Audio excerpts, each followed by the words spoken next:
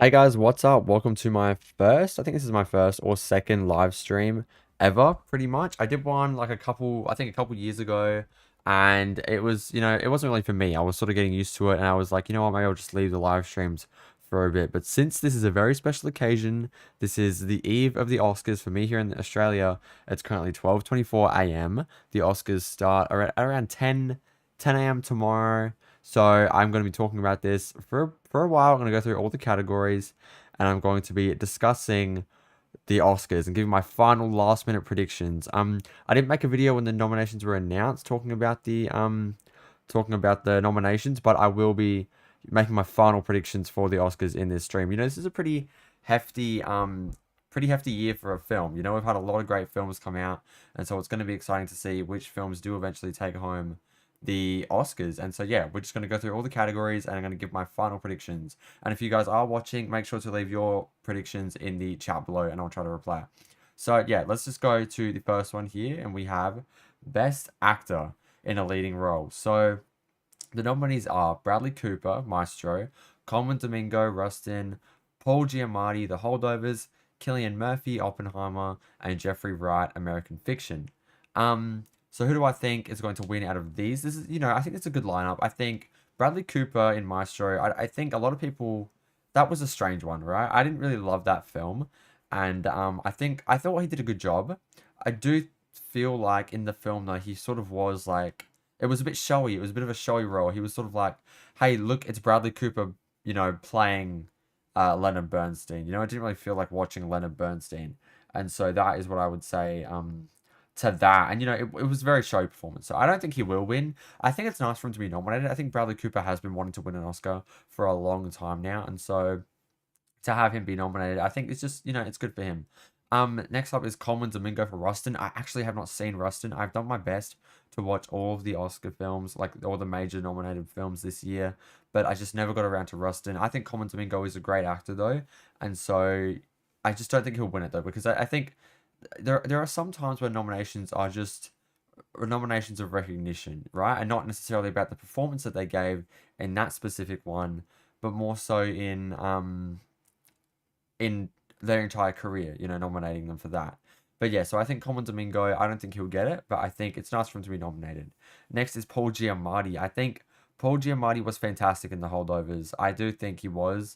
I think, The Holdovers is actually coming into a little bit of heat at the moment because it's being accused of plagiarism, but that doesn't take away from Paul Giamatti's fantastic performance. And I honestly think it's between Cillian Murphy and Paul Giamatti. Jeffrey Wright in American Fiction is really good. I really enjoyed that movie. I watched it just a couple weeks ago and I really enjoyed it. But I think it's definitely between Cillian Murphy and Paul Giamatti. And if I had to choose one, which is what this entire stream is about, I choose Cillian Murphy. I think I really enjoyed Oppenheimer, but I think he was just incredible in that film. I think he's a great actor, and I think it's obvious he's going to take it home, right? Everybody's been saying it. It's the performance of the year, I think, and yeah, I think he's gonna take it. So for actor in a leading role, I'm gonna have to go with Cillian Murphy. The obvious answer, but it is deserved. Um, Next up is actor in a supporting role. The nominees are Sterling K. Brown, Robert De Niro, Robert Downey Jr., Ryan Gosling, and Mark Ruffalo. Again, it's nice for a lot of these others to be nominated, but I think it will be Robert Downey Jr. I think Mark Ruffalo was really good in Poor Things. I just watched Poor Things like last week for the first time because I really had been wanting to watch that film and I only just got around to it because it just came out on digital. But yeah, so I think Robert Downey Jr. has got it though. I think his performance in Oppenheimer was just fantastic, and coming off of the Marvel stuff as well, he really wants to get away from that. He wants to do I guess more high arty sort of things, more I guess what people would call cinema, I guess. A lot of people, have that argument against the MCU, but I'm not going to talk about that right now. I do think Robert Downey Jr. does deserve it, though, because his performance in Oppenheimer was fantastic. I think Ryan Gosling, it's nice for him to be nominated, but I don't even think it was really an Oscar-worthy performance in Barbie. I think it was great, obviously, but I don't think it was an Oscar-worthy performance. Robert De Niro was great in Killers of the Flower Moon, but again, nothing we haven't seen before from Robert De Niro. It was a very, very much a Robert De Niro role. Um, Also Sterling K. Brown, he was really good in American Fiction. I don't know if I would say Oscar, supporting actor Oscar nomination worthy. I don't even think, yeah, definitely not win worthy. But it is nice for him to be nominated again because Sterling K. Brown is a great actor, and so we know this. I've been saying this Oscars of recognition or nominations of recognition is what is oftentimes a thing in the Oscars, and so I think that's the case for a lot of these actors. It's nice for Mark Ruffalo to be nominated as well because, you know, it was just really nice to see him in Poor Things and to see him do something that I didn't even know he was capable of doing in that film. And so yeah, he was great in that movie, and I just. But unfortunately, it's going to go to Robert Downey Jr. Unfortunately for Mark, though, but fortunately for us, because we got such a fantastic performance out of Robert Downey Jr., that he is going to get the Best Supporting Actor Oscar. I think that's basically a lock. That's a given. Next up is actress in a supporting role. Actress in a leading role, sorry. The nominees are Annette Bening for Nyad, Lily Gladstone, Killers of the Flower Moon, Sandra Hüller for Anatomy of a Fall, Carey Mulligan for Maestro, and Emma Stone for Poor Things. Now, I have seen all these films, and it is definitely between Lily Gladstone and Emma Stone, sorry. I think it's nice for Annette Bening to be nominated. Carey Mulligan is great in Maestro, but I think it is between Emma Stone and Lily Gladstone. And if it wasn't between them, I think it would go to Sandra Hüller. If Lily Gladstone and Emma Stone weren't in this category, I think it should have gone to Sandra, or it should go to Sandra Hüller because she was fantastic in Anatomy of a Fall. Like there's that one monologue that she has that I think about a lot, and I think it was just really well done and really excellently written and performed. And yeah, I think she was fantastic in that film. But it is between Lily Gladstone and Emma Stone, and if I had to pick, it's really hard. It really is. I just watched Poor Things, and I gotta say, I liked it. I didn't love it as much as everyone else did. I think a lot of the themes made me very, very uncomfortable. Understand that's the point of it, but it just, especially through the second act of the film, like the middle of the film, the middle chunk, it was just really hard for me to watch. But I think she was great in it. I think Emma Stone is a fantastic actress. I don't know. I think I don't. It is hard because Lily Gladstone was also so fantastic in Killers of the Flower Moon. I really love that movie. That was a great movie, and so it's really hard. But I'd have to go with. Oh God, I think it will be Lily Gladstone. That's it. I think it will be Lily Gladstone, but I do think that Emma Stone probably deserves it more, just because what was the she has such a physicality, like such a physically demanding role, and mentally demanding role in Poor Things, and she just has to really transform into that character. And I think, yeah, it will go to Lily Gladstone, and I think deservedly so. But I think probably Emma Stone would deserve it more. But I think it will probably go to Lily Gladstone. And hey, I'm happy. But yeah, those other actresses were great. Sandra Hüller was fantastic, and Carey Mulligan was really good in Maestro, and Annette Bening. Nyad was actually a really good movie. So I'm surprised that she was nominated, but you know, again, the career nominations rather than the performance nominations. But anyway, moving on to actress in a supporting role, we have Emily Blunt for Oppenheimer, Danielle Brooks for The Color Purple, America Ferrera for Barbie, Jodie Foster for Nyad, and Divine Joy Randolph for The Holdovers. Now, this is obviously a lock. It's Divine Joy Randolph. It's no question about it.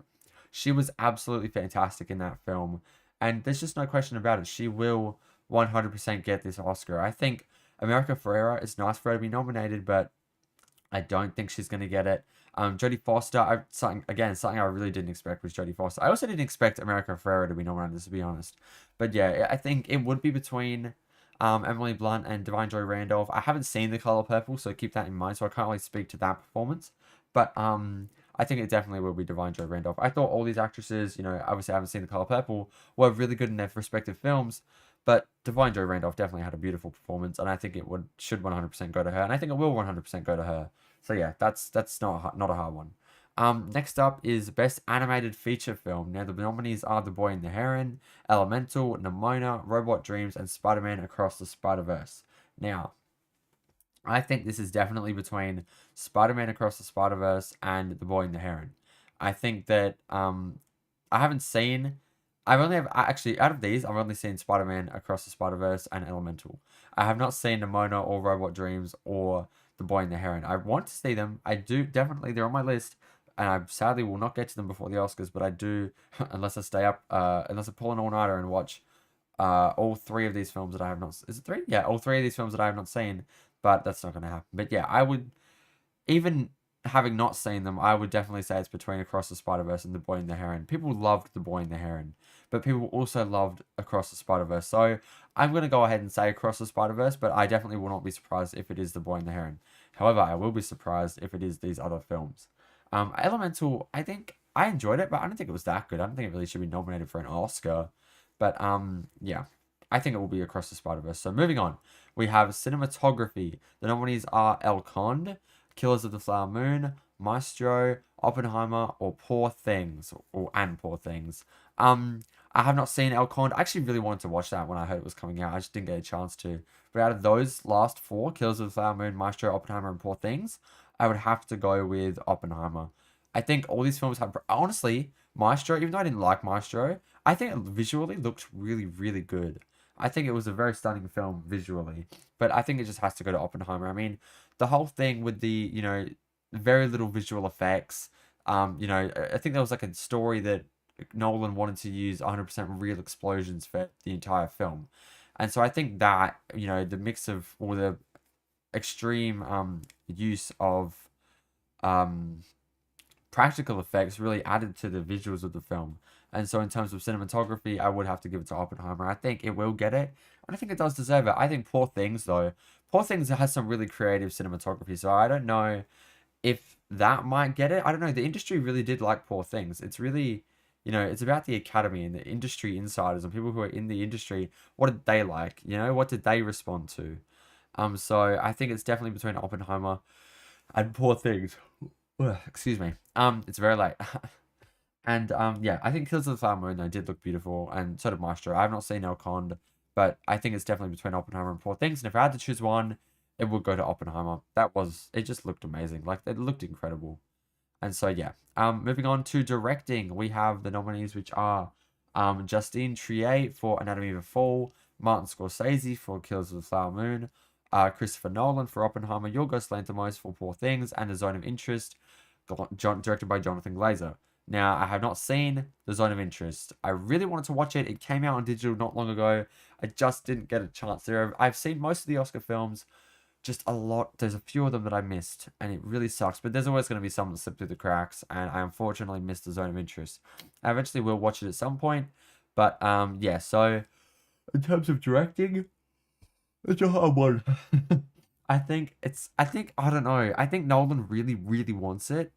But I'm thinking Justine Triet might come in and take it. I think that Anatomy of a Fall is such a great film. Like truly, such a terrific film. It was one of my favorites of the year. It was definitely made my top 10. And I don't know. I mean, Yorgos Lanthimos, obviously, he did an incredible job with Poor Things, but it sort of was in that Yorgos Lanthimos style, That doesn't take away from it, but it's like Justine Triet is sort of a, not a massive name in Hollywood. So I think, Hollywood and the Academy, they like to reward, newcomers, and they like to, you know, give the respective flowers to whoever deserves them, right? And so I think it's definitely between Nolan and Justine Triet. I think it will be Nolan, but I'm have a slight feeling that Justine Triet might take it. I don't know, but right now I'm locking in Nolan. I think Christopher Nolan is going to take the Oscar home for Best Director. Moving on, we have Best Film Editing. The nominees are Anatomy of a Fall, The Holdovers, Killers of the Flower Moon, Oppenheimer, and Poor Things. This is a hard one. This really is. I think Oppenheimer, one of the reasons I didn't love it as much as everyone else did was because I feel like I wasn't on the same frequency as the film. I'm gonna rewatch it at some point, but I felt like I was not on the same frequency as it. It moves at such a rapid and breakneck pace, and you really need to be on the same frequency to really jive, I guess, with the film. I feel like I just wasn't quite there, but I still really enjoyed the craftsmanship, really enjoyed the film for what it was. But I don't know. I think the editing was fantastic, though. I do think, I don't know, but it's like, is Oppenheimer just going to sweep everything? Are the Academy going to give out some of these, I guess lesser, I don't like to say lesser Oscars, but some of the smaller categories, are they going to, maybe give that to The Holdovers or give it to Killers of the Flower Moon, which I don't know if it will even get anything major other than Best Actress, So I don't know. I think, but Anatomy of a Fall was also great. Like, it also had great editing. All these films had fantastic editing. So I'm going to have to say Oppenheimer, but really all these films were fantastic. But yeah, I'm going to have to give it to Oppenheimer for best editing. Next up is best score. The nominees are American Fiction, Indiana Jones and the Dial of Destiny, Killers of the Flower Moon, Oppenheimer, and Poor Things. I think it's definitely between Oppenheimer and Poor Things, because they had such distinctive scores and distinctive music that I really remember. Like, I don't remember much of the music from Killers of the Flower Moon. Actually, that's not true. I do remember some of it, and some of it, a lot of the traditional Native American music was in there, which was really nice, and I think that was also good. So I think probably the last three, Oppenheimer, Killers of the Flower Moon, and Poor Things, it's between them. I think everything is between them this year, but I don't know. Ludwig Göransson's score for Oppenheimer was just so incredible though. Like I hear that score and I get goosebumps. It's the way the music swells is just intoxicating. But Poor Things also had a very unique score. It had a very unique score and was done very, very well in the film. So I don't know, but again, Oppenheimer's taking everything. I'm giving it to Oppenheimer for best original score. Oppenheimer will, I think, take the Oscar. That's what I'm locking in.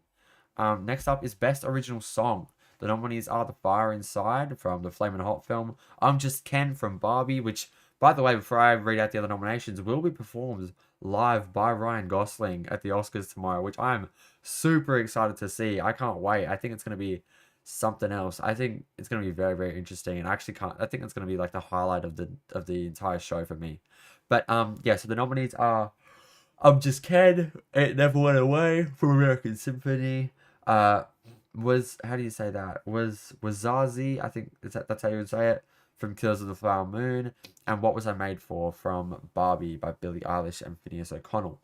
Now, it's between I'm Just Ken and What Was I Made For, and I think because I'm Just Ken is being performed, I think they're gonna want to share some love around and give it to What Was I Made For, by Billie Eilish. I think they don't want to, I guess, overindulge in I'm Just Ken. Because if they have a massive live performance and then it wins the Oscar, that could be really cool, but it also could be like a bit much. So let's give it to What Was I Made For.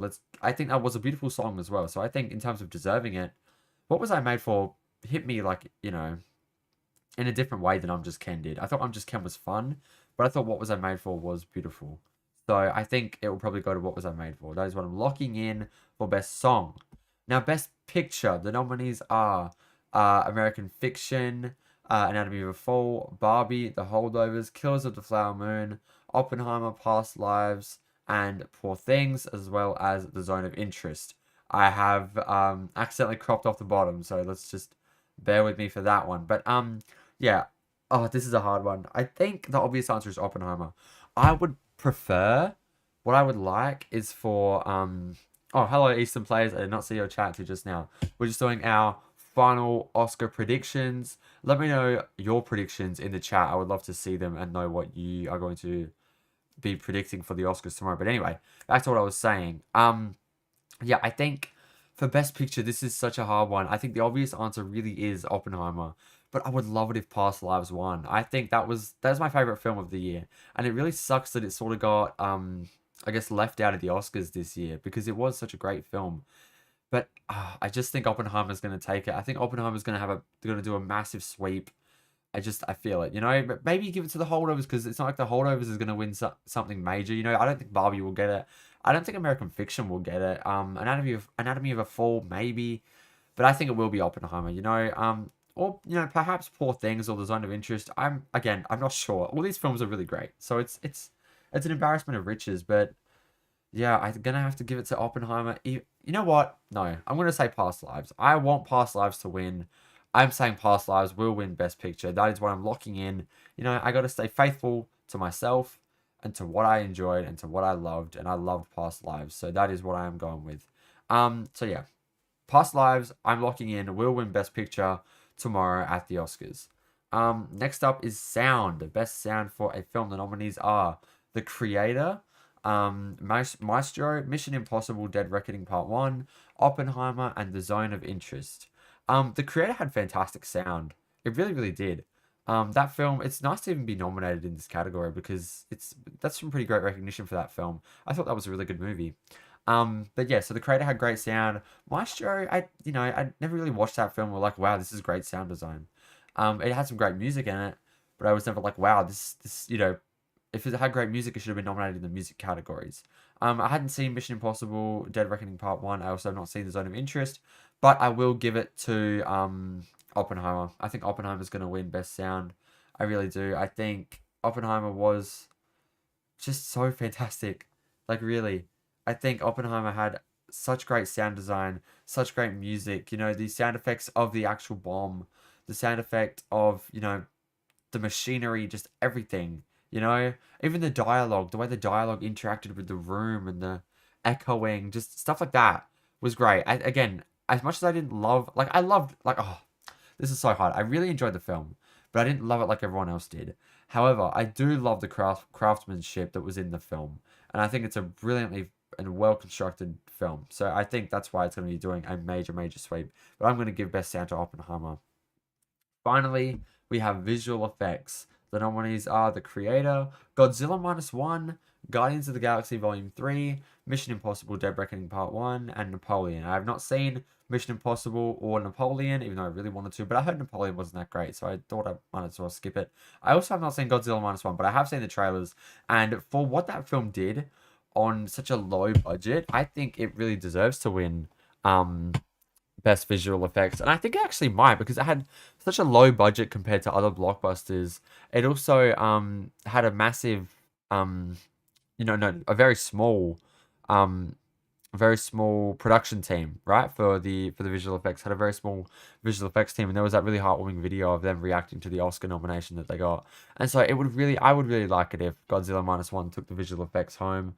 I think the effects in that film look great, from what I've seen in trailers. So yeah, I'm gonna give it to Godzilla Minus One. But obviously, looking at all of these categories here, I definitely think Oppenheimer is gonna sweep. I think it's obvious.